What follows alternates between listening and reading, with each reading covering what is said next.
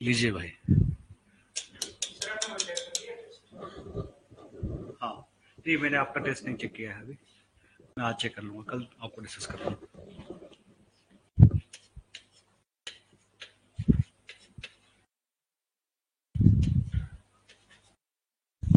Anglo French war, इसे Carnatic war भी कहते हैं।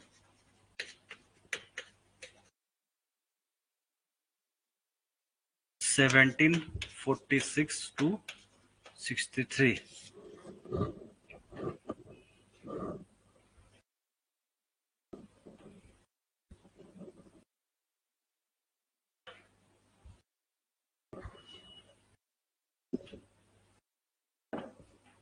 यहाँ पे दो टर्म आएंगे, उसको समझने की जरूरत है। पहला टर्म कौन सा है?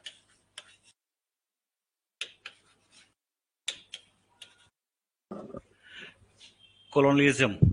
कॉलोनी कहते हैं ना, कॉलोनियलिज्म, कॉलोनियलिज्म, ठीक है। कॉलोनी कहते हैं ना, इसकी कॉलोनी है, बिहारी की कॉलोनी है, मद्रासियों की कॉलोनी है, पंजाबियों की कॉलोनी है, कॉलोनियलिज्म। दूसरा कौन सा हो गया?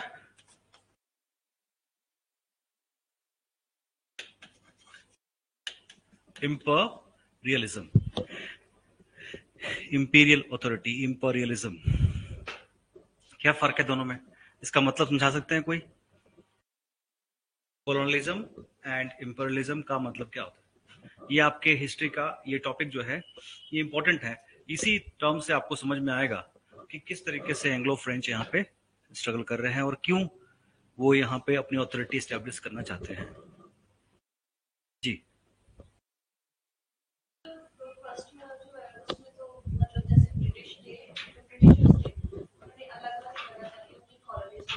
Very good.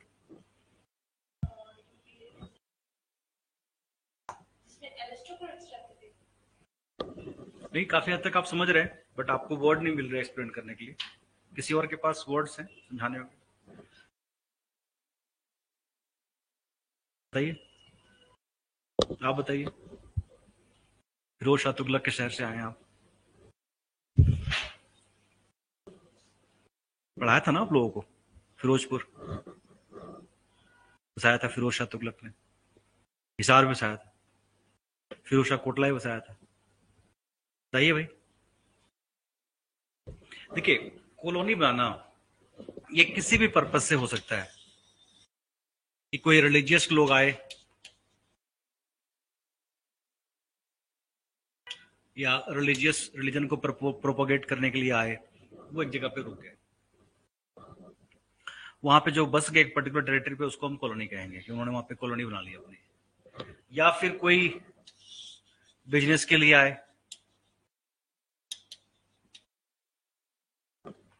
तो उन्होंने अपनी कॉलोनी बना ली, ठीक है। ये किसी पर्पस के लिए हो सकता है, रिलीजन के लिए हो सकता है, व्यापार के लिए हो सकता है, या किसी और पर्पस से कि कोई कहीं से माइग्रेंट आए।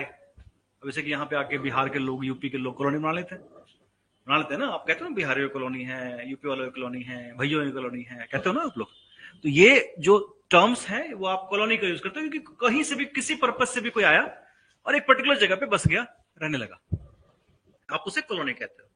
लेकिन जब वो अपनी स्टेब्लिशमेंट आर्मी के बल पे करता है या फोर्स से करता है, तो उसे हम इंपीरियलिज्म कहते हैं।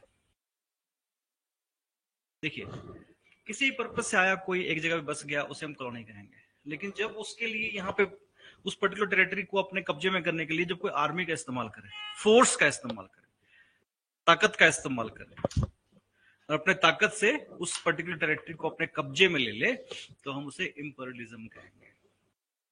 समझ में आ गया? क्लियर हुआ कंसेप्ट? है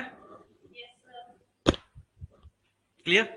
अब यहां पे देखिए, एंग्लो फ्रेंच वॉर क्यों हो रहा है, एंग्लो और फ्रेंच यहां पे क्यों आ रहे हैं 1746-63। अब यहां पे पहला कारण जो है वो ये है कि एंग्लो और फ्रेंच दोनों ही व्यापार करने के लिए अपनी स्टैब्लिशमेंट चाहते हैं। लेकिन लड़ाई करने की जरूरत क्या है? लड़ाई करने की जरूरत क्या है? व्यापार दोनों ही कर रहे हैं, लड़ाई क्यों हुई? डोमिनेंस की एस्टेब्लिशमेंट करने की कोशिश क्यों की जा रही है? मेरा सवाल तो ये है ना, दोनों व्यापार करने आए हैं यहाँ पे। अभी इंडस्ट्रियल रेवोल्यूशन शुरू नहीं हुआ, इंडस्ट्रियल रेवोल्यूशन शुरू होगा 1760s के बाद। उसके बाद फिर इनको रिक्वायरमेंट्स फील होंगी, तो 1780s में जाकर के फिर ये कच्चे माल के लिए और भी ज्यादा टेरिटरी को जितने की कोशिश करेंगे और भी करने की कोशिश करेंगे। लेकिन अभी इंडस्ट्रियल रेवोल्यूशन नहीं है, अभी ये सिंपल जो है सिर्फ व्यापार करने के लिए आ रहे हैं। लेकिन लड़े क्यों? मोनोपोली के लिए, ठीक है। दोनों ही चाहते थे कि आप जिस जगह पे जाएं वहां पे हम ही रहें और बाकी जो है दूसरा ना रहे। और कोई कारण? तो स्ट्रॉन्ग कारण था।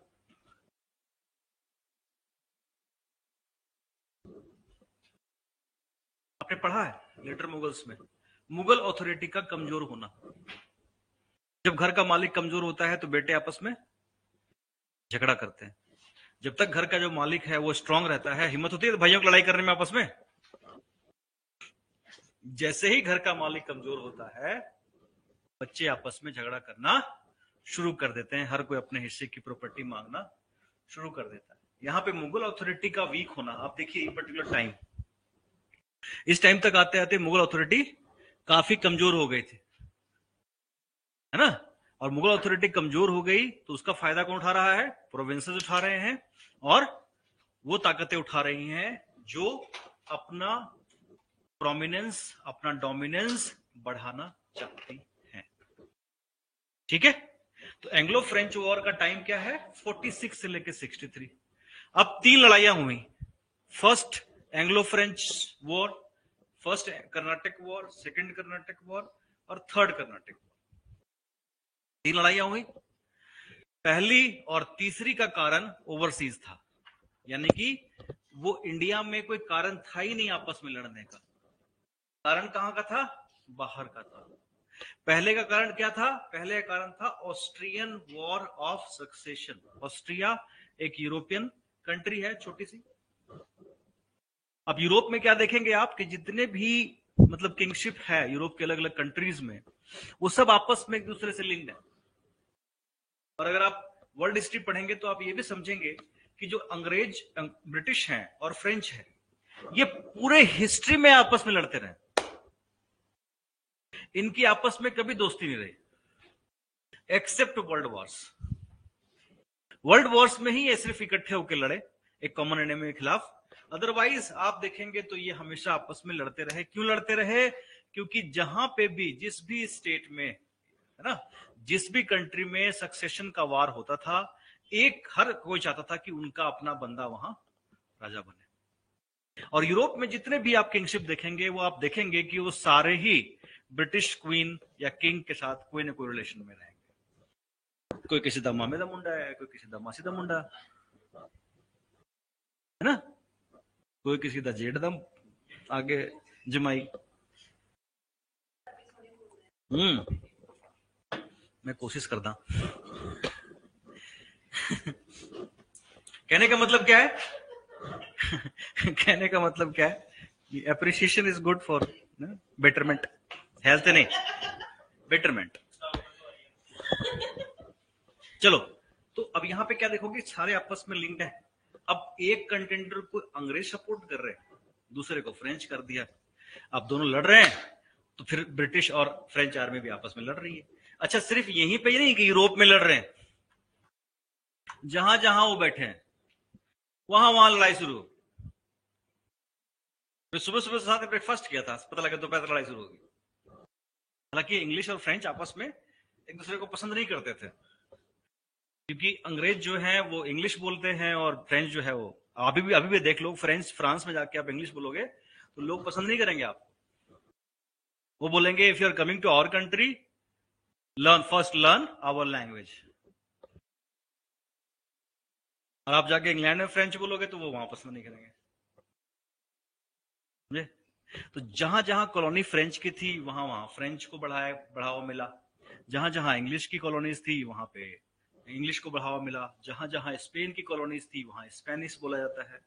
जहां जहां पुर्तगाल की कॉलोनी थी वहां पे पोर्तुगीज बोला जाता है। कौन सी ऐसी एक बड़ी कंट्री है जहां पुर्तगाल नेशनल लैंग्वेज है? पोर्तुगीज।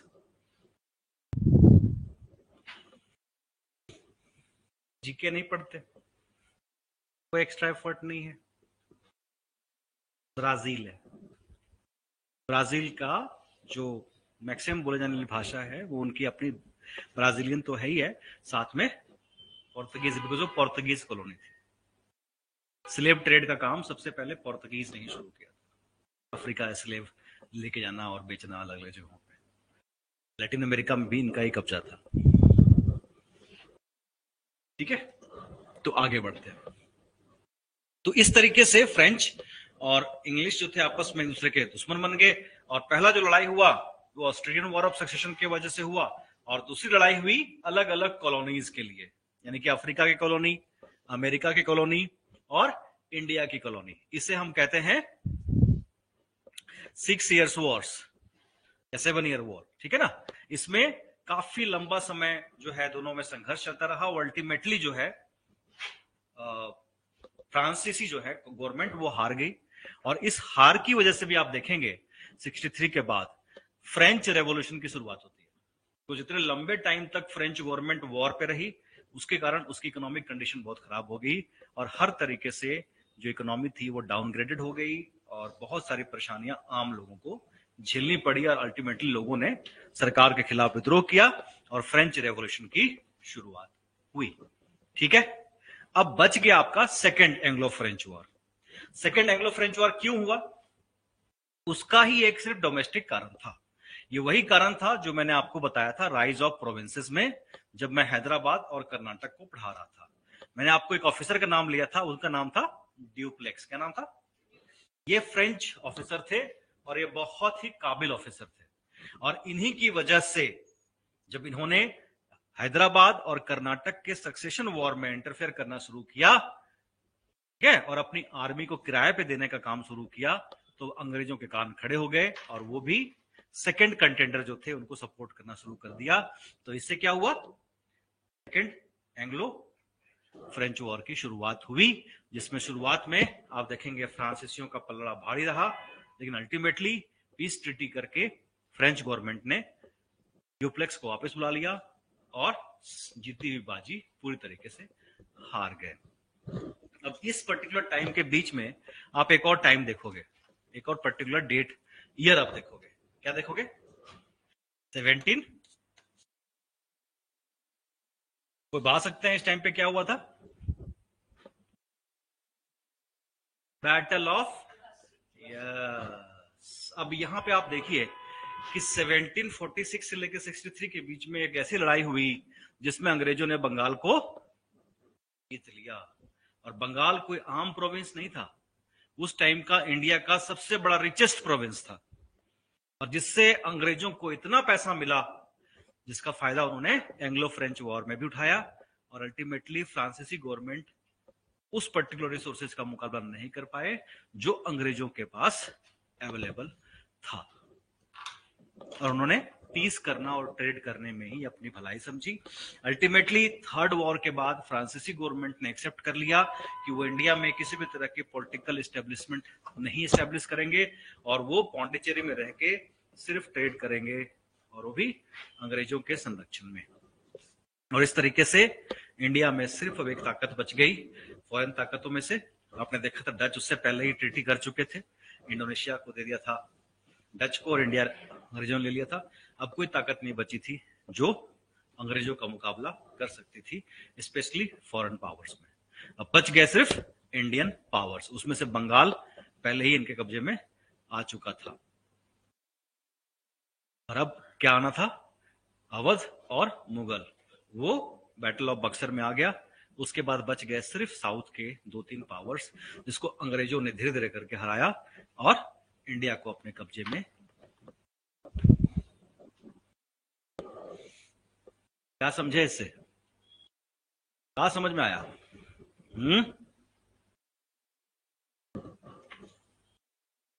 क्या समझ में आया इससे?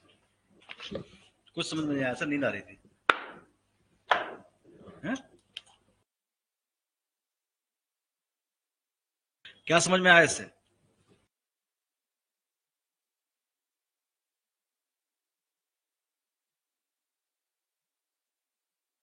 कुछ तो समझे होंगे।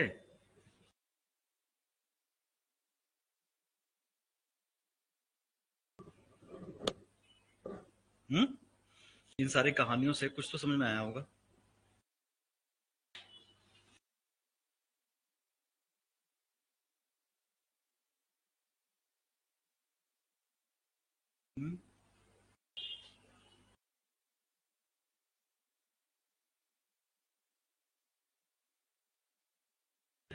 या बताना नहीं चाहते मुझे?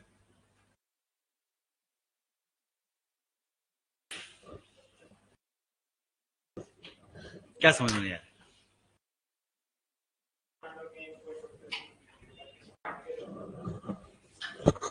मैंने एक चीज समझाई कि अंग्रेज और फ्रांसीसी जो थे वो यहाँ पे किस तरीके से एक संघर्ष में या स्ट्रगल में पड़े, उसके पीछे क्या कारण था, और किस तरीके से इन बिटवीन उन्होंने इंडियन एम्पायर्स को भी जीतना शुरू कर दिया। इस चीज से आपके समझ में क्या बात आई?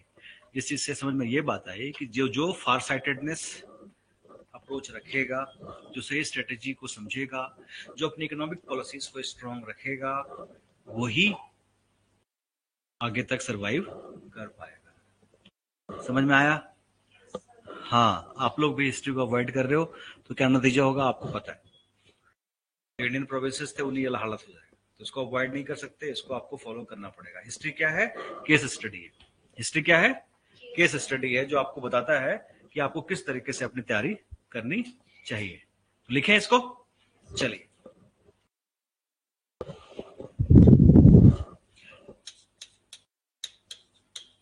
फर्स्ट ऐसे कर लेते हैं। सबसे पहले कर लेते हैं इसके रीजन्स को समझ लेते हैं, एक एक करके आगे बढ़ते हैं।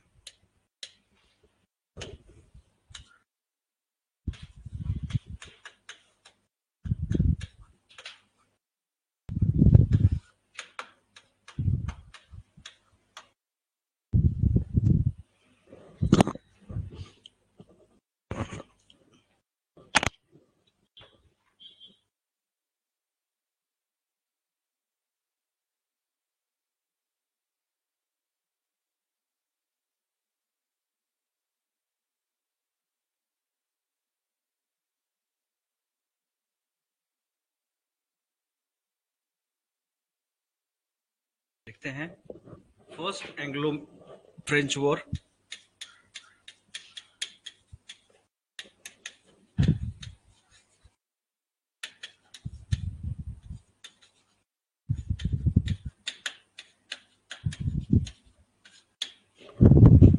Seventeen 46 to 48।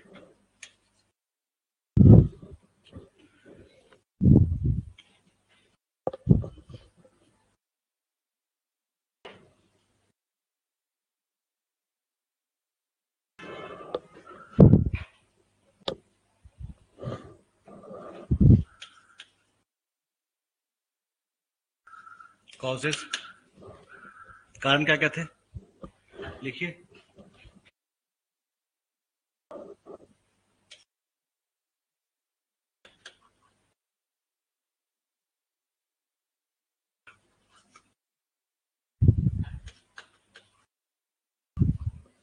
Decline of Mughal power,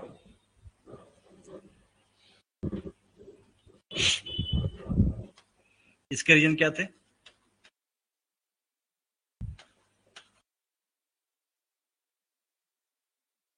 invasion of invasion of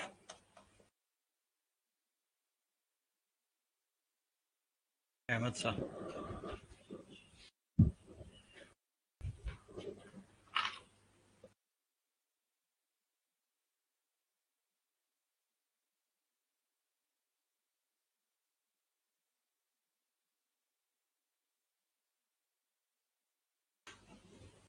ठीक है। Second,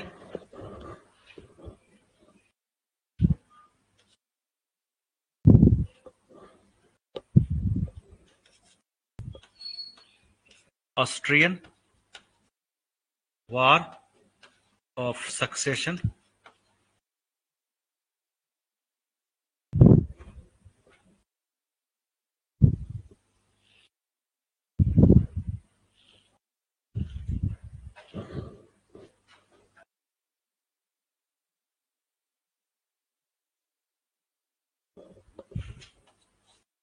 where to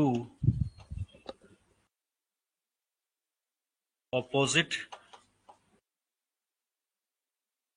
contenders were supported by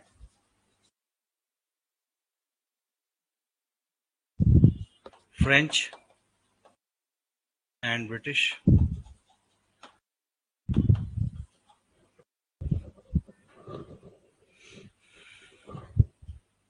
Clear?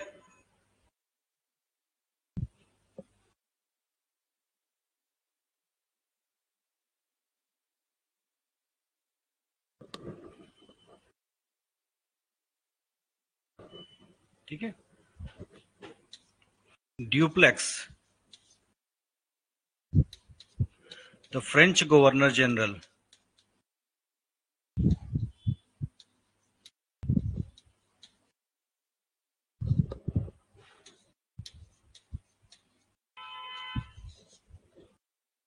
started preparing for war in India.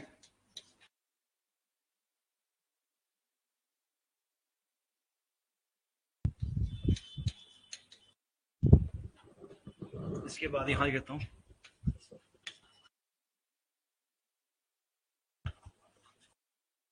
by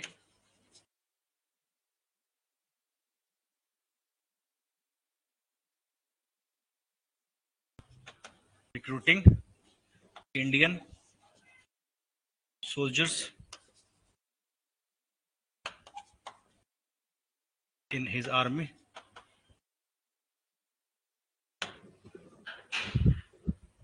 By recruiting Indian soldiers in his army.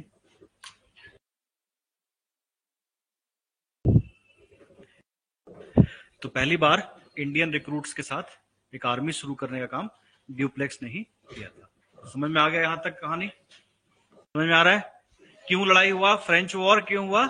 कि पहला काम तो ये हुआ कि Mughals जो थे वीक हो गए. क्यों वीक हो गए? क्योंकि ऑब्वियस है कि वो अब ताकतवर रहे नहीं और इन्वेजन नादिर शाह के और उसके बाद अहमद शाह के जो इन्वेजन थे उसने और कमजोर कर दिया, उनको तोड़ दिया. उनके पास इतनी ताकत रही नहीं. दूसरा हुआ ऑस्ट्रिया वॉर ऑफ सक्सेशन, जिसमें एक को फ्रेंच सपोर्ट कर रहे थे, दूसरे को ब्रिटिश. तो जब उनकी लड़ाई हुई तो हर जगह उनकी लड़ाइयां शुरू हो गई. तीसरा कारण क्या था?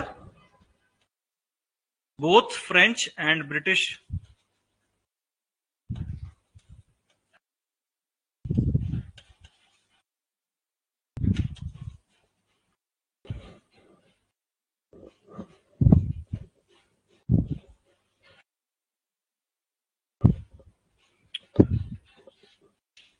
were fighting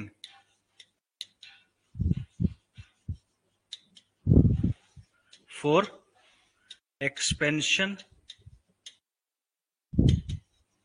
of their colonies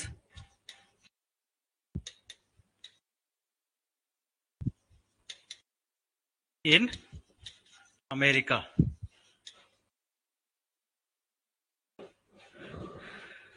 जो न्यू वर्ल्ड था अमेरिका में वो दोनों ही लड़ रहे हैं. जो आपका अभी यूनाइटेड स्टेट्स ऑफ अमेरिका है वो ब्रिटिश कब्जे में था. अब यहाँ पे जितने ज्यादा जो अमेरिका के लोग हैं उसको अगर आप ध्यान से देखेंगे तो 10% वो बाकी यूरोपियन नेशनलिटी के हैं और 90% वो ब्रिटिश है.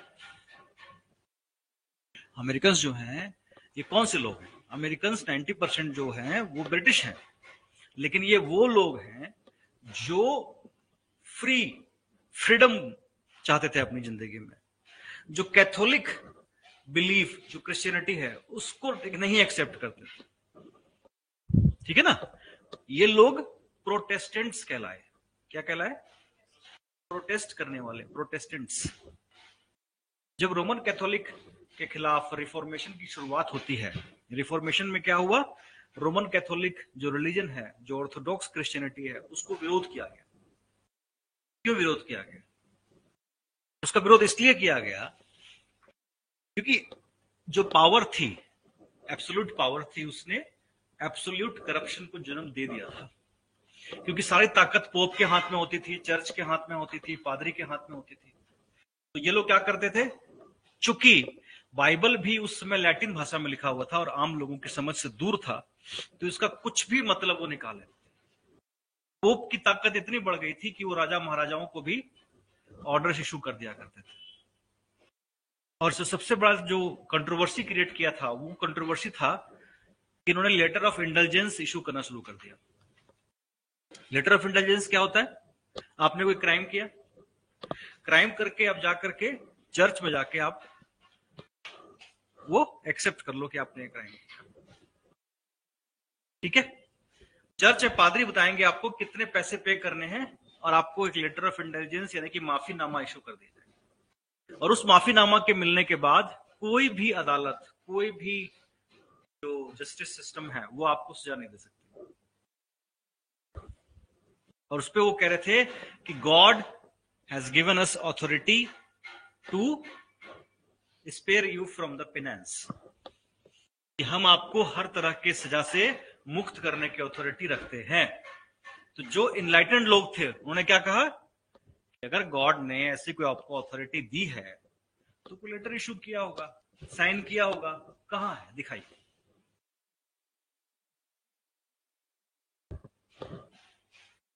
तो ये जो लोग थे जिन्होंने क्वेश्चन रेज किया करप्शन के ऊपर, पोप के, चर्चेज के करप्शन के ऊपर, ऐशो आराम का गढ़ बन गया था चर्चेज, उसके ऊपर जब क्वेश्चन रेज किया गया तो एक डिस्प्यूट क्रिएट हुआ, इसको हम Roman Catholic believers and Protestants के नाम से जानते हैं। वो भी क्रिश्चियंस ही थे, लेकिन उन्होंने रोमन कैथोलिक के बिलीव को मानने से मना कर दिया गया।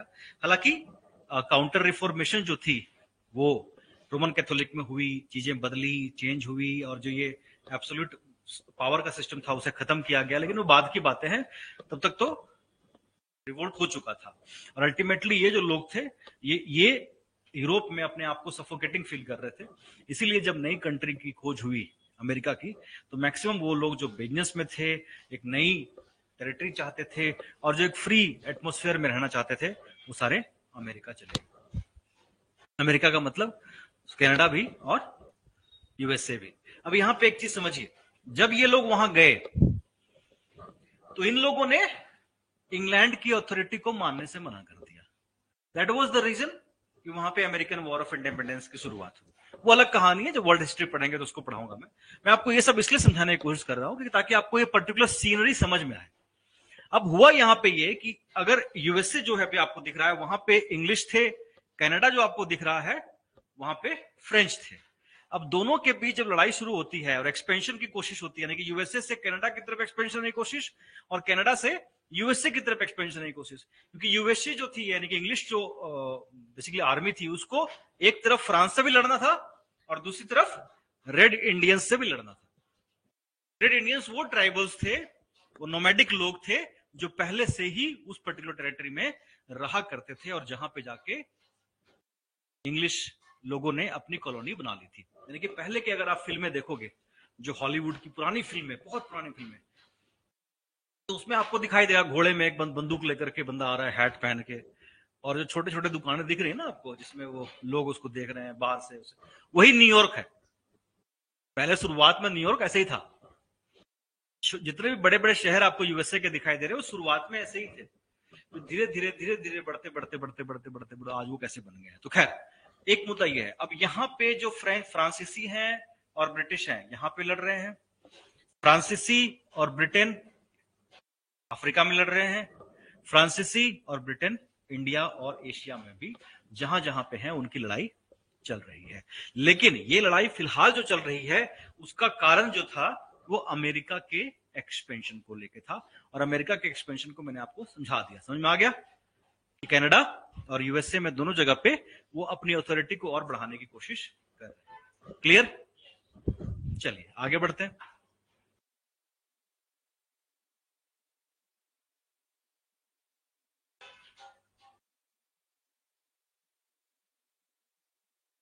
लिखिए नेक्स्ट पॉइंट।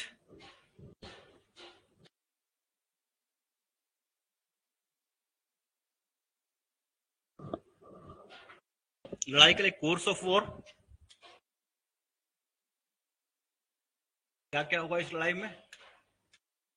पहला क्या हुआ? जी जी, फर्स्ट वॉर ही है अभी। ब्रिटिश नेवी अंडर बार्नेट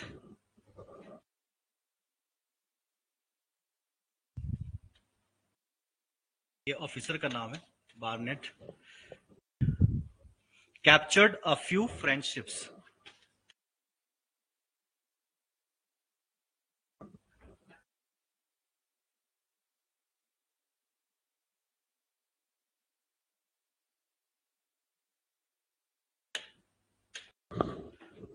ठीक है, तो फिर क्या किया? इंडिया में ही, इंडियन टेरिटरी में ही, हाँ, इंडियन टेरिटरी में ही जो सी रूट था उसमें कई फ्रेंच शिप्स को उन्होंने कैप्चर कर लिया, जो ओपियम से व्यापार करने के, ट्रेडिंग के लिए थी। तो क्या हुआ, फिर ड्यूप्लेक्स जो था, the governor general, French governor general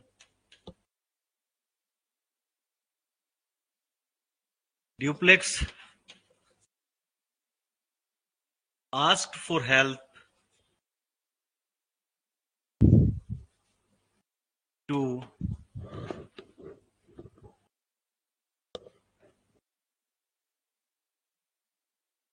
La Bardosa, नहीं, ला बारदोनिस, ला बारदोनिस, मैं लिख देता हूं, आप लिख लीजिए। ला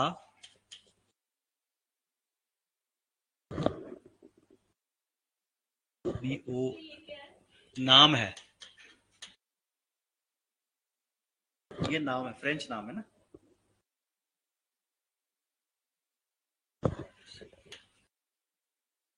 ला बारदोनिस, ठीक है। ये कौन थे? French governor of Mauritius.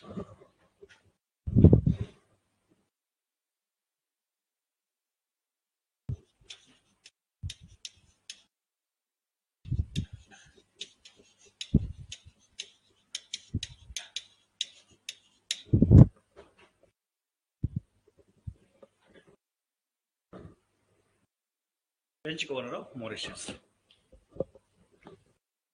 ठीक है।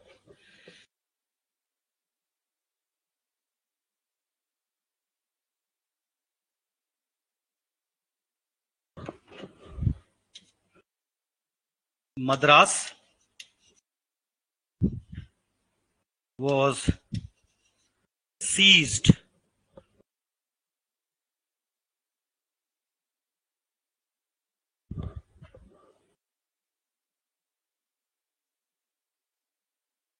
by French,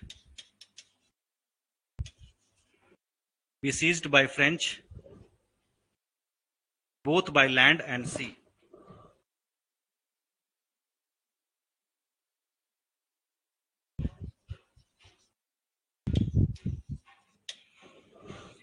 हुआ क्या, ब्रिटिश नेवी ने बार्नेट के अंडर कुछ फ्रेंच शिप्स को पकड़ लिया।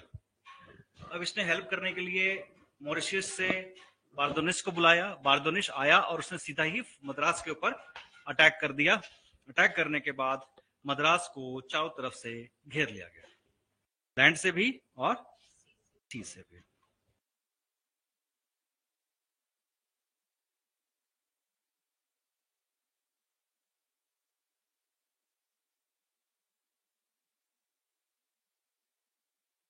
तो आप अंग्रेजों की जगह होते तो क्या करते?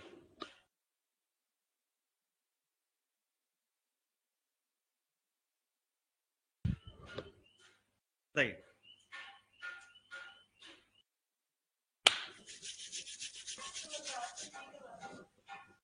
कैसे फ्री कराते? आप तो ऑलरेडी हार चुके हैं। मद्रास पे कब्जा कर लिया, सीज कर लिया और कब्जा भी कर लिया।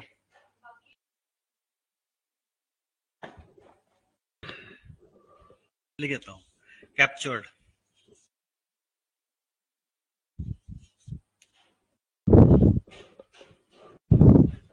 हाँ जी, मद्रास चला गया आपके हाथ से। क्या करोगे बताइए?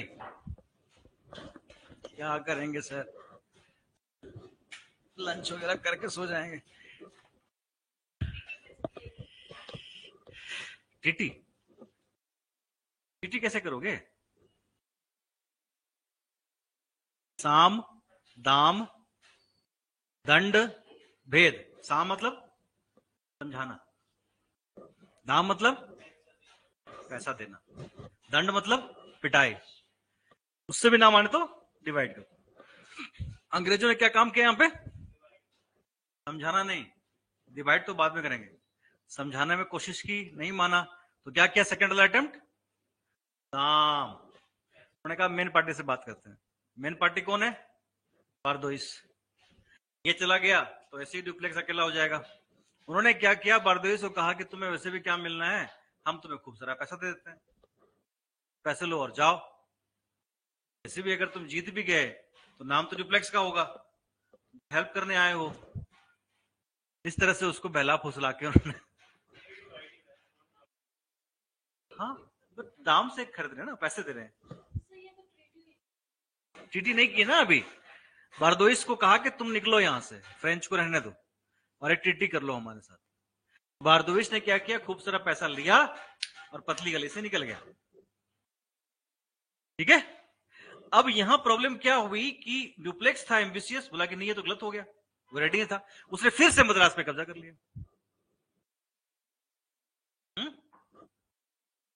अब ये सब कर्नाटक का नवाब देख रहा है बैठ के कि ये क्या हो रहा है मेरे टेरिटरी में, ये क्या हो रहा है? क्या कर रहे हो तुम लोग? हटो, कोई लड़ाई नहीं करेगा। अब जब आप मना करते हो तो जो कमजोर होता है वो तो फट से मान जाता है कि ठीक है मैं लड़ाई नहीं करूंगा। अंग्रेज फट से मान गए। फ्रेंच जो थे वो उसको मानने को तैयार नहीं थे। नवाब अनवरुद्दीन ने अपनी एक आर्मी भेजी, कहते हैं बैटल ऑफ सेंट थोम। बहुत बड़ी आर्मी, तकरीबन 10,000 की 11,000 की आर्मी भेजी। और दूसरी तरफ ये जो थे मेरे ख्याल 2-3 हजार 1500 के आसपास की आर्मी थी इनकी। अपने से 10 गुना बड़ी आर्मी को उन्होंने हरा दिया। अनवरुद्दीन फेल। एक तरफ एंग्लो फ्रेंच वॉर हो रहा है, इसमें अंग्रेज और फ्रांसीसी लड़ रहे हैं, उसमें इतनी बड़ी सेना लेकर के आया हुआ इंडियन पूरा का पूरा एक खेमा तबाह हो गया, तो छोटे से अपने यूनिट से हार गए।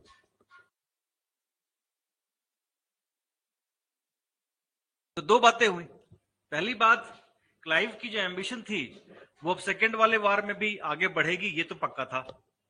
और दूसरी बात ये हुई कि जो इंडियन बड़े बड़े राजा महाराजा नवाब दिख रहे थे वो अंदर से कितने खोखले हैं, ये सबके सामने आ गया। आ गया सामने। समझ में आ रहा है कि नहीं आ रहा? आप लोग कंफ्यूज लग रहे हो मुझे। हाय अल्लाह, ये क्या पढ़ा रहे हो? या खुदा, ये क्या हो गया? समझ में आ रहा है? नहीं? फिर से समझा दो, फिर से समझाओ। कहां से समझ में नहीं आया? शुरू से नहीं समझ में आया? देखिए, फ्रांसीसी भी हैं इंडिया में बैठे हुए, साउथ इंडिया में, और वहां पे अंग्रेज भी हैं। फ्रेंच और इंग्लिश समझते हो ना आप? फ्रेंच फ्रांस के लोग वो, और इंग्लिश ब्रिटिश वाले। अब ये दोनों को यहाँ पे अपना ट्रेड व्यापार फैलाना है, लेकिन इन्होंने साथ साथ में लड़ाई करना भी शुरू कर दी। तो इनकी लड़ाई जो हुई उसके कारण मैंने आपको लिखाए थे पहले, वो तो पता है ना क्यों लड़ाई हुई इनके आपस में, क्यों लड़े आपस में, ये समझ में आ गया? क्योंकि इनकी हर जगह लड़ाई हो रही थी, ये हर जगह अपने टेरिटरी को बढ़ाना चाहते थे। क्योंकि हर जगह लड़ रहे थे, अमेरिका में लड़ रहे थे, अफ्रीका में लड़ रहे थे, तो इंडिया में भी लड़ पड़े। दूसरा, ऑस्ट्रिया एक कंट्री है जहां के सक्सेशन वॉर चल रहा है। सक्सेशन वॉर समझते हैं ना? राजा के बाद जो राजा बनता है उससे सक्सेशन कहते हैं, उत्तराधिकार। समझते हैं उत्तराधिकार? तो राजा के मरने के बाद दो राजकुमारों में लड़ाई हुई, कौन राजा बनेगा। एक राजकुमार को फ्रेंच ने हेल्प किया, तो दूसरे को हेल्प कर दिया ब्रिटिश ने। समझे?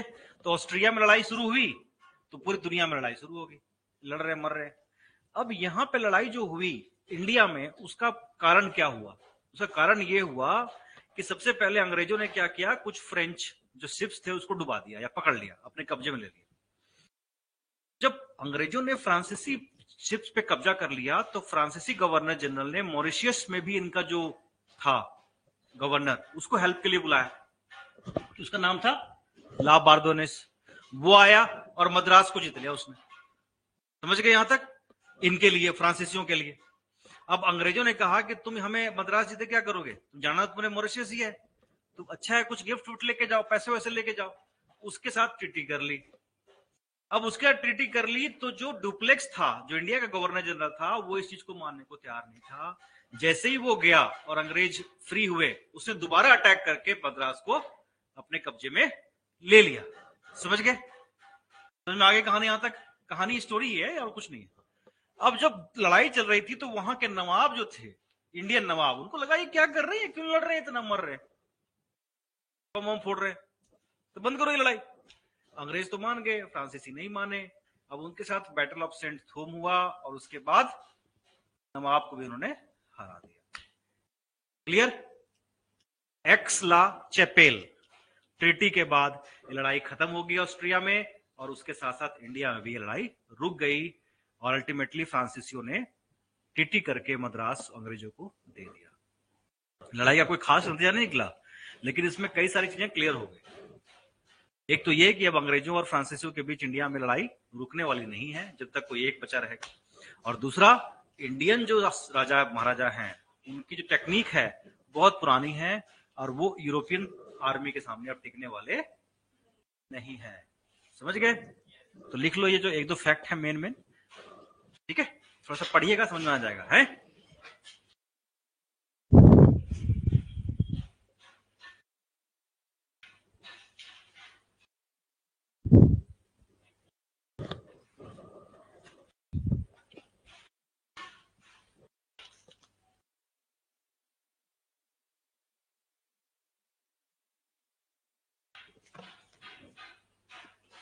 ये सारी कंस्ट्रक्शन अभी कर लेंगे। मेरे मित्र ऐसे कोई नहीं, नहीं कोई बात नहीं, उसको भेज देंगे, लड़के को समझा देगा। आखिर ये भी विचार, नहीं नहीं कुटना कटना नहीं किसी को, हट, लड़ाई झगड़ा नहीं करना।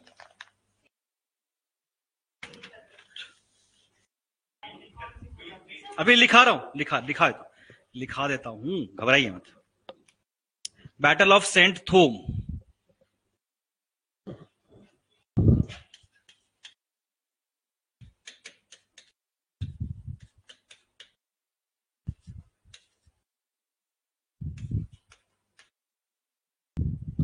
बिटवीन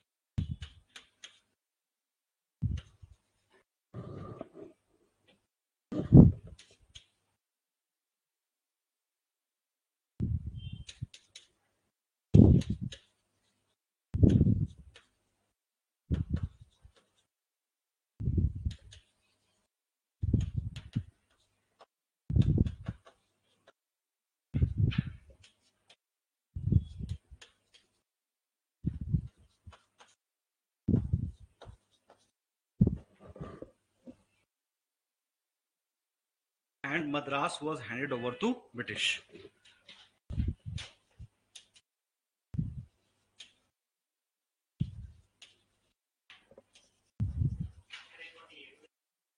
हाँ? हाँ,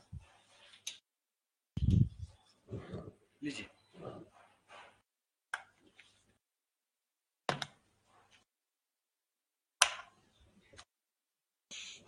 इसमें सक्सेशन का जो एक कंक्लूजन निकाल दिया गया, दोनों को एक्सेप्ट हो गया वो, और ये इस तरह से ट्रीटी।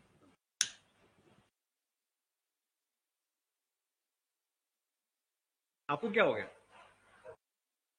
जुकाम हो गया? जुकाम के साथ गला खराब भी है क्या? और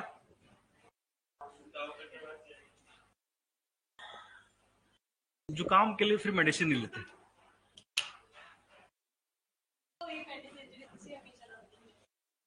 सिट्राजिन, सिट्राजिन तो एंटी एलर्जिक है ना। आपको कभी गले में खराश लगे, कुछ लगे, तो सिट्राजिन खा सकते हो आप, उससे एंटी एलर्जिक होती है। तो ज्यादातर गले खराब जो एलर्जिक रिएक्शन होता है तो आप खा सकते हैं। एक सिट्राजिन, एक पारासिप या पारासिटामोल है। हॉस्टल में रहते थे तो सारा कुछ पता था हमें। तो पैरासीटामोल ले लेते हैं, हल्का सा गला खराब लगे ना और लगे तो सिट्राजिन ले लीजिए, एक पैरासीटामोल ले लीजिए, आराम मिल जाता है, फिर ठीक, फिर तबीयत बुखार। हाँ आती है नींद, नींद बहुत आती है, तो इसी बहाने बॉडी को रेस्ट मिल जाता है ना, क्योंकि आपको इन्फेक्शन है और फिर भी आप काम करते रह रहे हो तो फिर बॉडी को रेस्ट नहीं मिलती और उसके कारण फिर बीमारी ज्यादा बढ़ जाती है। आप सो जाओ फिर खा के, बहुत नींद आती है उसमें, डिजीनेस फील करते हो हमेशा। ठीक है, तो आज इतना ही, कल पढ़ के आइए थोड़ा सा, और कल हम डिस्कस करेंगे सेकंड एंग्लो फ्रेंच वॉर और साथ में थर्ड एंग्लो फ्रेंच वॉर भी कर लेंगे और कल इसको खत्म कर देंगे। ठीक है, थैंक यू।